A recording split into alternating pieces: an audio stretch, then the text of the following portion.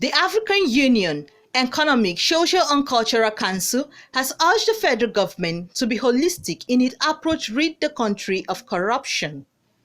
Dr. Tuji Oswalu, first Nigerian representative of the Third Parliament, General Assembly of AU ECOSOCC, gave the advice in Abuja while addressing a coalition of civil society organizations on transparency and accountability. We are calling on Mr. President Muhammad Buhari. He remains as anti-corruption champion for Africa. And we are saying that it should disappoint Nigeria, it should disappoint us in Africa. We are saying that it should remove the bad egg, those that are giving him that bad name or they are giving it bad name, the names, the legacy that are built over the years. Those that are trying to undermine of integrity, it should remove them from his government. There is no point. And that is the message we are also passing on to Mr. President, to remove the bad egg from his government. Let's have a clear direction. The corruption is an enemy of development.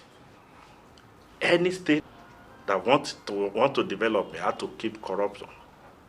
And this corruption that we are talking about is not about embezzling monies alone. Even our attitude, the way of life. Similarly, the Executive Director of Leadership and Economic Watch in Nigeria described corruption as a cause for concern, not just for the government, but also the civil society in the country. We want to use this opportunity to call on Mr. President in the event that a corrupt or public office holder is alleged of corruption. Such public office holder do not deserve to remain in that public office when investigation is ongoing. The tendency is that the public office holder is going to use the government resources in order to buy judgment, in order to bribe his way through, is very, very, very, very sure.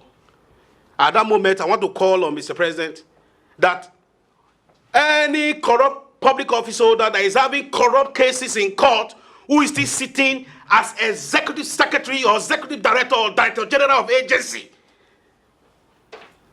should be asked to step down in order to ascertain the true nature and picture of the corrupt practices committed in such agency. By so doing, we will be very sure that the fight against corruption, we will win it. For his part, the Executive Director of Accountability and Good Governance Initiative had this to say. You can't be trying a person on corruption and the person still remains in office. You cannot be talking about somebody making away with people's money and he's still on the seat that gave him the leverage to be able to have access to that money to defend himself. It is not done.